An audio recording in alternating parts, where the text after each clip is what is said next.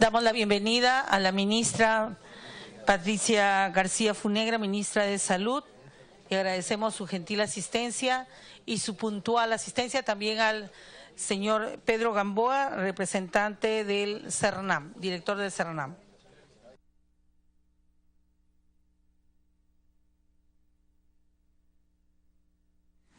Bien, en estos momentos hace su ingreso la ministra de Salud, Patricia García Funegra, para informar sobre las acciones adoptadas para atender las enfermedades o epidemias generadas por los últimos acontecimientos climáticos. Las razones de la supresión de la Dirección de Pueblos Indígenas en el nuevo reglamento de organización y funciones del Ministerio de Salud, aprobado mediante Decreto Supremo 008-2017-CA.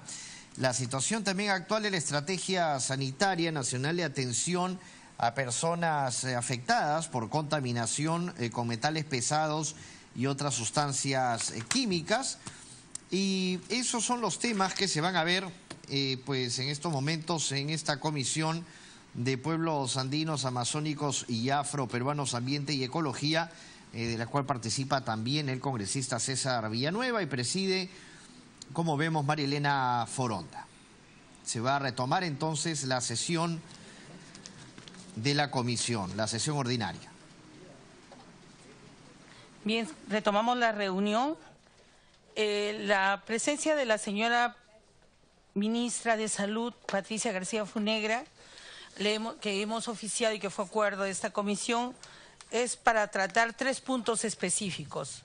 El primero son sobre las acciones adoptadas para atender las enfermedades o epidemias generadas por los últimos acontecimientos climáticos. En segundo lugar, las razones, bueno, esto ya fue superado, pero sí nos gustaría también conversar sobre el tema de la Dirección de Pueblos Indígenas dentro de la modificatoria del ROF y la situación actual de la Estrategia Sanitaria Nacional de Atención a Personas Afectadas por Contaminación con metales pesados y otras sustancias químicas, dado la prevalencia e incremento de casos de personas que están siendo afectadas con el tema de metales pesados a partir de los últimos acontecimientos que han habido de derrames de petróleo y también lo que ha sucedido con la compañía minera Antamina en la ciudad en la región de Ancash. Ministra, tiene el uso de la palabra. Primero, muy buenos días y muchas gracias por esta invitación. Entonces voy a proceder a comenzar con la presentación correspondiente para responder estos 3 temas. Comenzamos, ¿me ayudas, Alfonso? Entonces la agenda es acciones frente a la situación de emergencia, la situación de la Dirección de Pueblos Indígenas y la situación de la Estrategia Sanitaria Nacional de Atención a Personas Afectadas por Contaminación con metales pesados y otras sustancias químicas. Comenzamos. Para hacer un recuento de qué es lo que ha sucedido durante la emergencia, comenzaría diciéndoles que muy tempranamente se declararon en emergencia 8 regiones, lo que llamamos nosotros en emergencia sanitaria, que fueron las regiones de Tumbes, Piura, Lambayeque, Cajamarca, La Libertad, Ancash, Lima Provincia e Ica. La siguiente. Como parte de esta declaratoria de emergencia sanitaria, lo que se hizo fue la transferencia correspondiente de fondos, no sin antes, como lo requiere la norma, tener un plan que había sido propuesto por cada una de las regiones para poder hacer uso de estos recursos. Para cada una de las regiones, como pueden verlo ustedes, Lambayeque, Piura, Tumbes y las que continúan, se destinó un monto que varía entre 1,5 millones y 3 millones por los conceptos que están colocados en la columna de la derecha, ya sea para movilización y atención de brigadas, para la atención de daños a la salud y para comenzar de manera muy temprana a tomar acciones sobre control de brotes y epidemias. Estas emergencias sanitarias y estas normas y estas transferencias fueron dados hacia inicios de febrero, cuando recién estaban comenzando los problemas, y la fecha de vencimiento se cumple hacia el 8 de mayo, 13 de mayo y 16 de mayo. Tengo que decirles que ya estamos tomando las acciones para que en todas estas regiones, básicamente, se van a prolongar justamente estas emergencias sanitarias y estamos evaluando con cada una de las regiones las necesidades posteriores que se están dando para continuar apoyando a cada una de ellas en esta etapa del post-desastre. La siguiente. Ahora, el otro aspecto que consideramos que era sumamente importante, era no solamente hacer transferencia de recursos, sino hacer un apoyo de asistencia técnica que seguramente ustedes la han visto en diferentes niveles, pero también tener equipos de monitoreo que pudieran asegurar el uso responsable de los recursos transferidos y apoyar a cada una de las regiones para que no hubieran nudos con respecto a cómo usar o cómo manejar los dineros. Parte de estos equipos de monitoreo ha sido también incluir a las oficinas, a miembros de la Oficina de Control Interno, para poder hacer una fiscalización del uso responsable de los recursos. Los equipos de monitoreo, en la mayoría de los casos, estuvieron conformados por gente de salud pública, gente de la Dirección General de Salud Ambiental, de la DIEM, que tiene que ver con equipamiento y mantenimiento, y también de presupuesto, porque vimos que habían dificultades en algunos de los gobiernos regionales, inclusive para encontrar o poder levantar candados o explicar cómo usar los fondos. Se programaron inicialmente 3 visitas a las regiones para brindar soporte durante todo el proceso, pero en realidad ya hasta la fecha tenemos bien variables, entre 3 a 5 visitas y más a todas las regiones afectadas.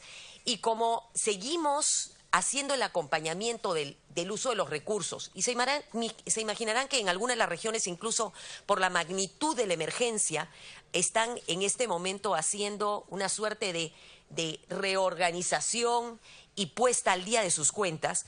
Todavía queda pendiente el cierre de los recursos y continuamos, a pesar de haber planeado solamente 3 visitas, seguramente vamos a seguir visitando hasta que se completen todos los informes y los gastos correspondientes. Y en la siguiente diapositiva, lo que tienen ustedes es la ejecución por región. Y tenemos acá los montos que han sido certificados, los que han sido comprometidos y finalmente los que han sido devengados, los que ya estarían gastados propiamente. A la fecha, todas estas regiones a las cuales se les ha entregado los montos tienen alrededor de un 80% de los gastos comprometidos, pero todavía faltan hacer los pagos correspondientes. El devengado está en alrededor del 56%. O sea que seguimos trabajando con ellos para ver que los usos de los recursos sean los adecuados. La siguiente, por favor. Ahora, con respecto a las acciones, nosotros hemos dividido, y en realidad estamos de manera práctica estamos dividiendo las acciones en acciones de etapas de emergencia que vendrían hasta el 30 de marzo y lo que vendría a ser el fortalecimiento de la respuesta frente a brotes, que es una acción que se tiene que dar post-desastre, y lo que llamaríamos la rehabilitación temprana, y luego posteriormente va a venir la etapa de la reconstrucción con cambio, ¿no? Entonces quiero hablarles de las 2 primeras. En la etapa de acciones de emergencia hay varios aspectos que hemos trabajado y voy a ir yendo uno por uno, desde asegurar la operatividad de los establecimientos de salud, garantizar la atención del ciudadano y cómo hemos trabajado en la prevención y la mitigación de los daños, haciendo vigilancia de daños, trabajando en control y mejorando el manejo de los casos. Entonces, vamos a ver acciones en etapa de emergencia. La siguiente. Para asegurar la operatividad de los establecimientos de salud, uno de los principales aspectos ha tenido que ser, durante la etapa de emergencia, saber qué estaba pasando cada día. Cada día en los establecimientos de salud, son 8.000 establecimientos de salud en todo el país, pero en las zonas de emergencia han sido alrededor de 3.500 establecimientos. Entonces, este monitoreo diario del estado de los establecimientos de salud se daba a través del personal de salud que trabaja en cada una de las zonas, de las regiones y a través de los brigadistas que han sido movilizados. En algunos casos encontrábamos establecimientos que estaban totalmente inoperativos, como pasó, por ejemplo, en zonas como Ica, ¿no? Y en algunos otros, el tipo de afectación podría ser afectación de techos, paredes o goteras, como podíamos ver. Y recibíamos información a través de formatos, pero también a través de fotos.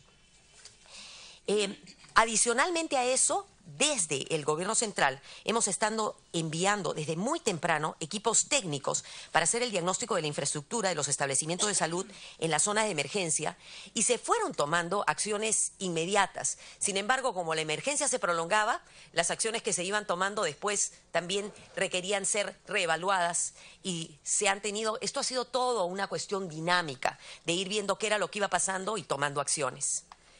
En la siguiente, Una de las cuestiones que también hemos creado y nos ha ayudado y que es una herramienta para el ciudadano, pero también es una herramienta ahora para nosotros en este momento en el que estamos en la rehabilitación temprana y nos va a servir también para la reconstrucción, es que trabajamos una georreferenciación de los establecimientos de salud, pero también con información acerca de cuáles han sido los daños.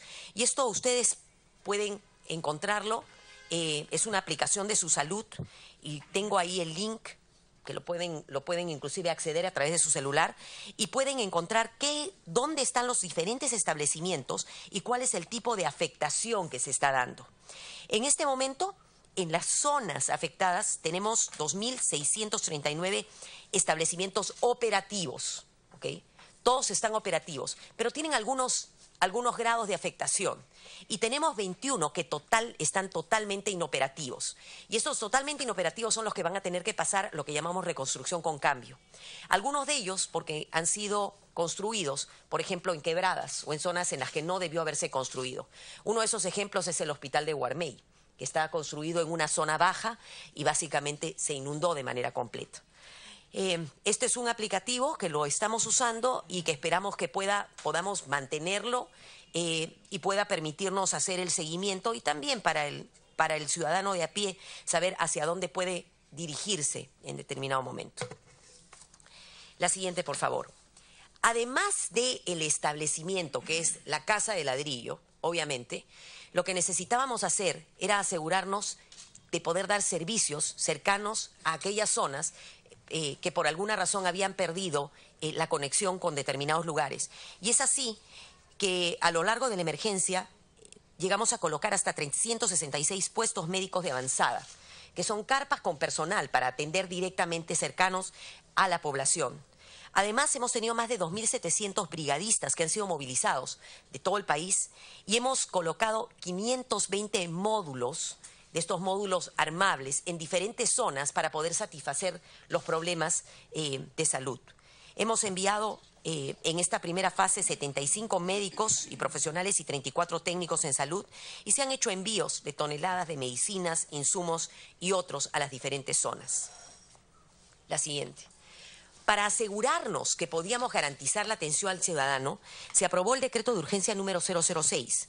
Por este decreto de urgencia se planteaba la atención en todos los establecimientos públicos, que incluye Salud, Fuerzas Armadas y Ministerio de Salud, la atención de todas las personas en las zonas de emergencia o emergencia sanitaria, sin necesidad de tener que presentar el DNI y sin tomar para nada la consideración de si tuvieran SIS o no tuvieran SIS, sin convenio alguno, sin pago alguno y sin requisitos.